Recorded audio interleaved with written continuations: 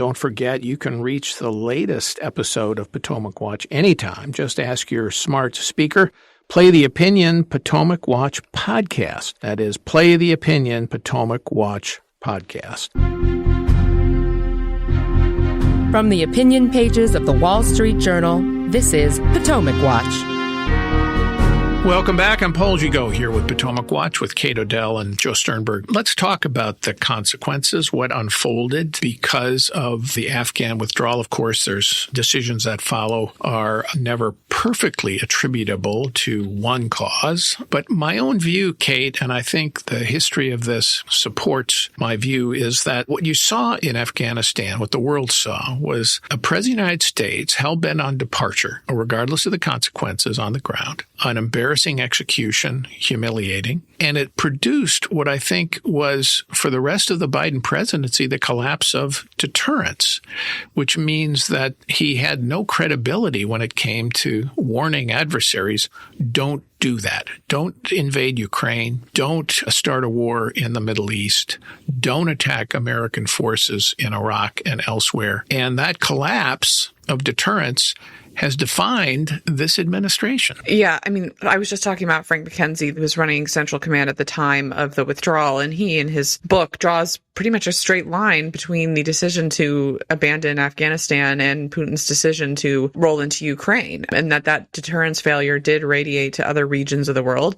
I think it also gave up strategic real estate near China in the east. So it was a global decision that certainly influenced the events that we've seen happen since then. I would also add that McCall made the point that it also potentially presents a threat to the U.S. homeland, as we now have a haven for terrorists to operate. The report says that the Biden administration has not conducted a single strike against ISIS-K since 2021, despite touting this ability to lob missiles over the horizon. And so it's created an environment where terrorists can thrive and potentially get, like McCall said, get over the southern border and try to harm the United States. It really is a multi-theater collapse of deterrence that it seems to have led to. We have had ISIS attacks in Iran and in Moscow recently, which have been attributable to the sanctuary in Afghanistan, and we don't know whether or not that will manifest itself in the United States later. So that's one big problem. What about, Joe, this question of how this relates to the presidential choice this year? Kamala Harris,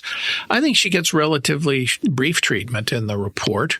You make the point that they do mention she was at the table for these major decisions and debates. There's no question she was at the table. She herself has stressed she was a major participant in all of these important security decisions in the Biden administration as she bids to tell the American people and persuade the American people that she is prepared to be commander-in-chief. This, though, was not an episode to be proud of. And the question I have, I think, that is important to answer is, what does she think of that Afghan withdrawal now? Would she have done it differently now, Joe? And I think that is an important thing that somebody, maybe Donald Trump, maybe the reporters at the debate, should ask her. Yes, especially because she seems to be trying to run this sort of black box campaign where we're supposed to vote for her on the basis of a vibe without having any policy specifics. And I think that Americans would be right to read a lot into the fact that she was at the table, because one of the things that I've noticed about the passages in the report that do mention her, I mean, you have this entire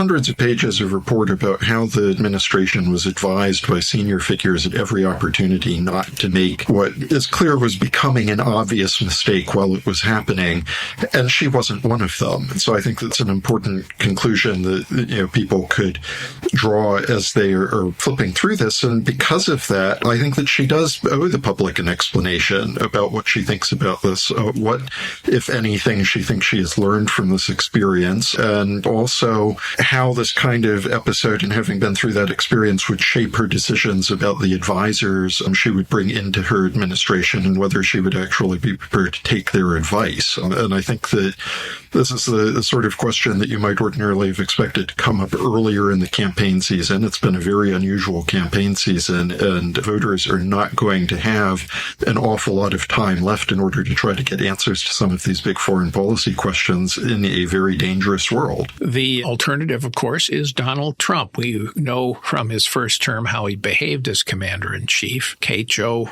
mentioned that he likes to see himself as a negotiator. We know from his in relation to Afghanistan in his first term that he actually floated the idea internally that he would invite the Taliban to Camp David to negotiate, which would have been a huge embarrassment, I think, to invite a terror group killing Americans to sit down at Camp David. That was scotched by his advisors, and in the end he did that because it leaked and proved to be embarrassing.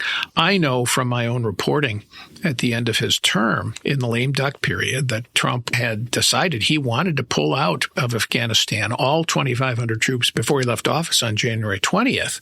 And in fact, I got a call from a couple of people, Republicans, who had heard the president say this internally and said, "Hey, Paul, can we get an editorial opposing this as a very bad idea?" And we, of course, did write one. At the time, it was a very bad idea. And I raise this because when it comes to Trump's foreign policy views, I think he does understand deterrence. And he does understand strength. But there's also an erratic quality to his leadership, impulsiveness, that can be really problematic. Yeah, I think if you look at any of the memoirs that have come out of the Trump administration, it really comes through that getting out of Afghanistan was one of Trump's really few firm, fixed beliefs, something that he really did want to accomplish. I think it's made it harder for him to sell himself on the trail on this issue because he's been saying, as he did in Detroit a couple weeks ago, that he would have gotten out with dignity, with strength. It would have been, much better. And that's just a hard case to make. I think there are other areas, though, where he shows, like you said, much more thoughtfulness about how the world works, particularly in Iran and what's going on in Israel. And his maximum pressure campaign on Iran, his willingness to strike Qasem Soleimani, he was willing to deter Iran. And he does understand that military power is a cornerstone of American power. So there are other areas where he does seem to have a more cogent theory. It's just somewhat frenetic. For instance, it doesn't always translate to how he views the conflict in Ukraine. And he's made mixed remarks about whether the United States would defend Taiwan. So it really is, I think voters have to tally up. There's potentially more upside in Trump, depending on what the situation is, or you have this predictable collapse in deterrence, which is what the Biden administration legacy is so far. So there are dangers and risks to both sides of that. But Trump, at least on some of these core issues, understands how the world works. And I think particularly his record on Iran is a strength for him in the campaign, given just the total collapse in the Middle East. I mean, we haven't even talked about the Houthi terrorists shooting missiles at commercial shipping in the Red Sea. I mean, this is a huge failure of the Biden administration. It's been radiating throughout the world. And Trump, despite his mixed record, does have places where he can claim to have been much stronger on these issues. Well, that's a pretty good summary, Kate, of how our listeners can think about this, understanding that it's also, by dint of time here and our focus on Afghanistan, a far from comprehensive investigation, discussion of the choices of Commander-in-Chief. But I hope it gives our listeners a window at least into some of the calculations that voters will have to make when they're thinking about voting for a Commander-in-Chief. And what Joe suggested, and I think is the most dangerous world we've been in for many decades. I want to thank Kate and Joe. I want to thank everybody for listening. We'll be back the rest of the week every day with Potomac Watch. And of course, we got the big presidential debate coming on Tuesday. So thanks for listening. Hope to have you back tomorrow and every day.